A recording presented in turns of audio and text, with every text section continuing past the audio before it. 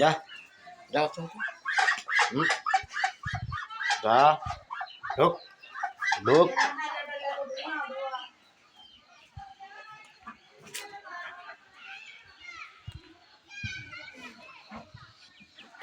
এটা হচ্ছে আমাদের মুরগির এবং হাঁসের খোয়ার।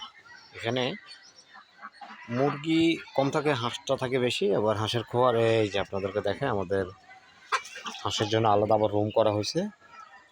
এখানে ফার্মের যে হাঁসগুলো এবং দেশি হাঁস কম থাকা হয়, ফার্মের হাঁসটা বেশি থাকে